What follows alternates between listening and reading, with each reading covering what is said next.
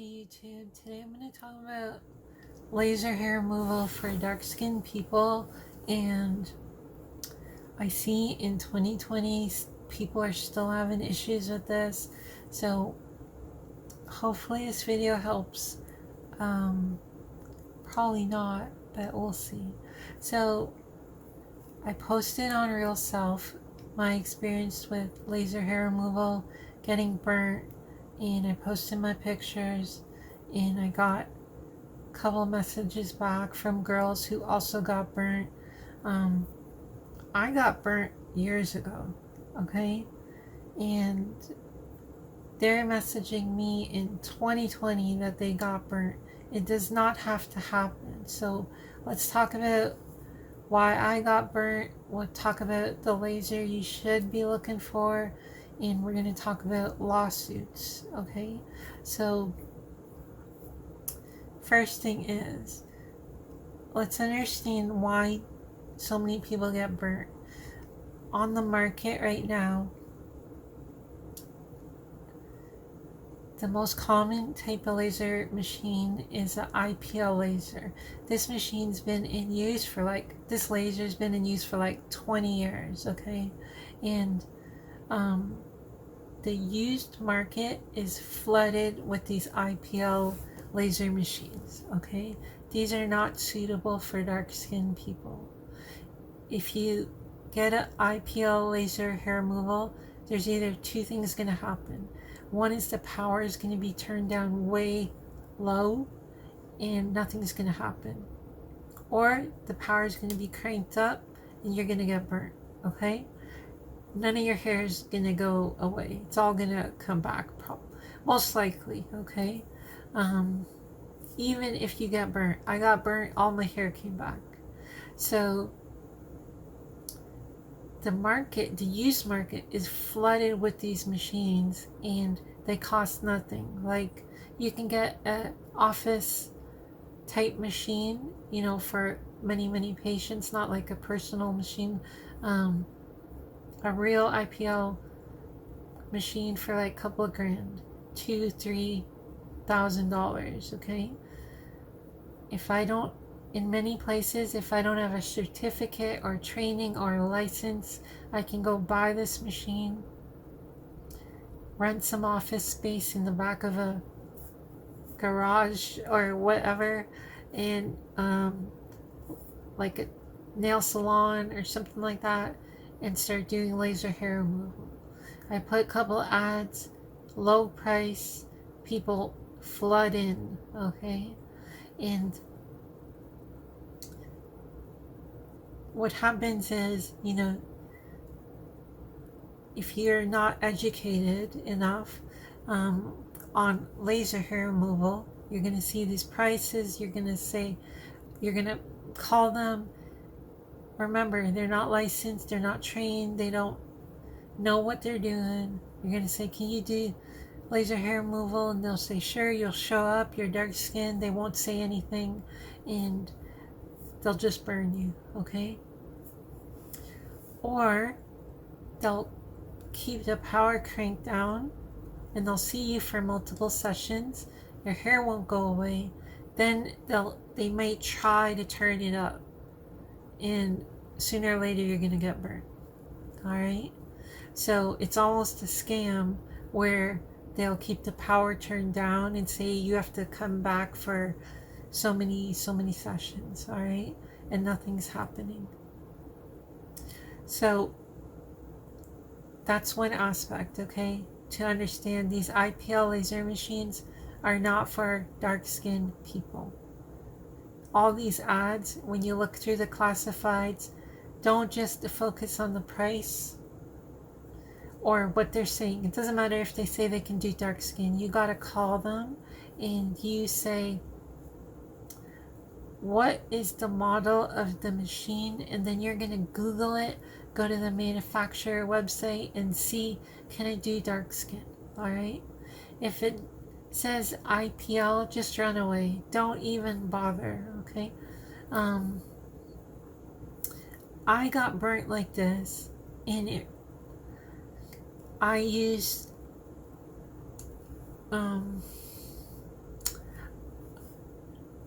if you look at my leg, it's all burnt. My chest is burnt. And I use my leg in my business, okay? In my business, it requires me to show my legs. And this was devastating for my business. It ruined my business, all right? Getting burnt like this. So this is not a joke. If you get burnt like this, it's not going to go away in a couple hours or days or months. It's going to take years. It took at least 10 years before those track marks start to fade away, all right? So it's serious. Now, when you get burnt like this, you can see my leg is burnt and my chest is burnt. You'd be like, wasn't it hurting like she did my leg and then my chest? You would think I would have stopped at the leg after getting burnt. The problem is that you do not feel you're getting burnt until much later. So she did my leg, and only at the end of my chest did it start to feel like this itchy feeling, and then it started to burn.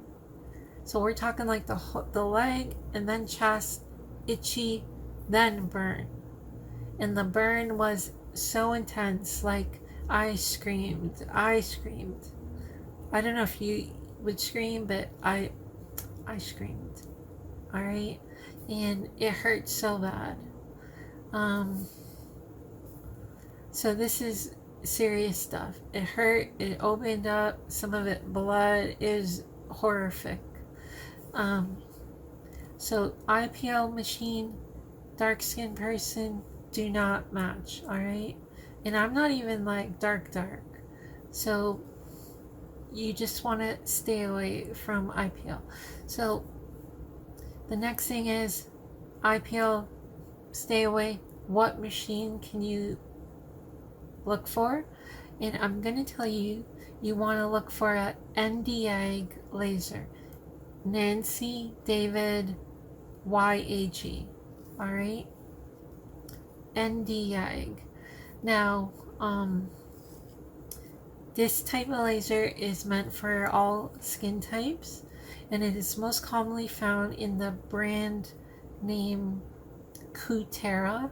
So if you look on the Kutera website, they make a whole bunch of laser hair removal machines, and I think they all use ndyag, and you can read the descriptions. They'll say for all skin types. Okay, so I think the first ndyag laser machine that you'll find most commonly is called the Kutera Cool Glide.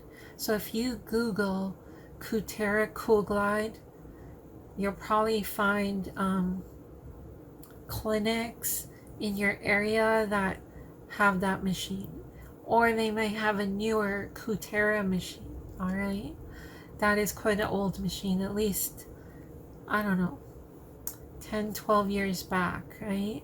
But they're still in service, and a lot of people use them. So if you Google ndyag, for sure you're gonna find real businesses, laser hair removal practices that put that in their website because they want to attract you to their business. They know people are looking for that laser, so they'll put it in their website. Okay, and if you're a business and you don't put it in your website, you're losing out on business. Okay, so ndyag, look for that. Look for Kutera Cool Glide, and you're safe with those machines. Now I'll tell you, if you are like dark, like black, be a little bit careful, because I have one spot on my body that is very dark and thin skin, and I did get burnt there a little bit. Okay, so it can still happen, but that part is like black. So if you are extremely dark, always, always, always, always have them test patch you. What is a test patch? One sec. Ugh, my water is gone. Alright, what is a test patch? Test patch is, if it's a legit business, they're going to want to test patch on your skin. So they'll take the machine and do like laser on the back of your ankle or under your arm or under your chin. Alright? Somewhere where if it burns, it's not going to be too visible. Okay? So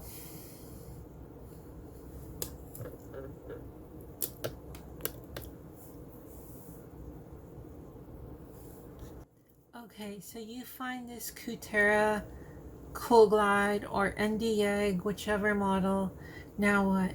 You're gonna call them, and even if they say come in, you're gonna want to do a test patch. You have to do a test patch, alright? Test patch is what saves you from like getting totally toasted, alright? You're gonna go in there and they're going to do laser on the back of your ankle, under your arm, like maybe under your chin or somewhere where if it does burn, it's not going to be that noticeable. And it also tells the operator how far she can, like, if it's safe to do laser on you, right? Because they don't want to burn you. And if it's a legit business, they want to do that test patch, make sure you're okay, because they know they'll get your business. So do test patches, all right? Nobody should get burnt if you do the test patch. So do the test patch and you'll be okay, all right? So ndyag, Kutera test patches, no IPL. Now let's talk about lawsuits, all right? You go to laser, you sign a waiver. Now I'm going to tell you something. These waivers don't mean anything, all right? You sign the waiver and it says blah blah blah. It doesn't mean anything. If you sign a waiver and the person who is performing the service on you is negligent in whatever they are doing, all right? Like, let me explain. They have no training. They don't know how to use their machine. They don't know that that setting could burn you. This is all like negligence, because if they're performing that kind of service, they should know everything about the machine, all right? You cannot sign away your health to give them that right to burn you, all right? You can't. No, we're not talking like the one or two like that. We're talking like these crazy burns, all right? You can't sign away a waiver that gives them the right to do that to you, all right? So then, so the waiver doesn't mean anything. Now, you get burnt and you want to sue them, all right? So what are you gonna do? You're going to before you go for your laser, you want to ask them a couple of questions. Do they have insurance? Do they own the machine? Do they own the location? Like, are they renting the machine? Is it okay? Let me give you an example. It's a dentist's office that owns the machine. They rent a spot in the dentist's office and they rent the machine, all right? So you go for laser, they burn you, And now you want to sue them. You're not just going to sue them. You're going to sue the dentist's office. You're going to sue the manufacturer of the machine, and you're going to sue the practitioner. All right? So you have to go after every single person. You can't just go after the laser person, because if you just name the laser person in the lawsuit, there's a chance that they might not have any money. Okay? They might not have any insurance, no money in the bank. They might be depositing money into like someone else's account. They might not be a citizen, or like all kinds of scenarios where your lawsuit doesn't matter because you're just going after one person who doesn't actually own anything, or doesn't show any money. All right, because you probably pay cash and everybody pays cash and the cash goes somewhere, who knows. So you're gonna have to find out if they have insurance. All right, the insurance will pay out, but maybe they don't have insurance. So then you're gonna name the manufacturer in the lawsuit. You're gonna sue the manufacturer because these people are using these machines without any training, any kind of certification or license, and it is an issue. Okay, so you're gonna name the manufacturer. You're gonna sue the manufacturer, and then you're going to have to sue the dentist's office, or whoever is renting the office to these people. These people are not certified to be doing laser in their facility. Okay, so you're going to sue the dentist, or whoever, the doctor's office or whatever. You're going to sue every single person in that circle. All right, and one of them is going to have the money to pay out to you. Now,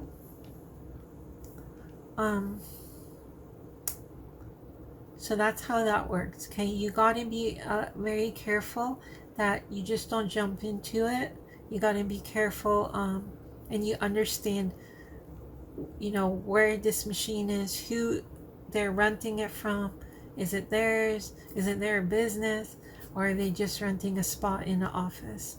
All right, so yeah, that's how those lawsuits work. And you can sue them, and that waiver doesn't mean anything. If anybody tells you that waiver means anything, it means nothing. All right, so yeah, you do need a good lawyer. Now I'm going to tell you, if you do your research, okay, and you got everybody involved, and you got everyone's name, and when it happened, what time it happened, what kind of machine it was, when you take that information and give it to an injury lawyer, all right, more than often they will be happy to work with you. And sometimes they'll work with you for free on condition, they get part of the payout. But you need to have some information to make it a little bit easier for them, all right? If you have to make them hunt down every single information, it might be difficult to find a good lawyer that is willing to fight for you. There are some out there, but most are so busy running after car accidents or whatever. Sometimes they don't want to get involved, right? So if it's a case like mine where it's just complete disaster, you're probably gonna, it's a lot easier to do that. All right, and anyways, I think that's it. So I hope you send this to your other dark-skinned friends who might be thinking of getting laser hair removal, and I hope it helps. Keep you safe. All right, bye.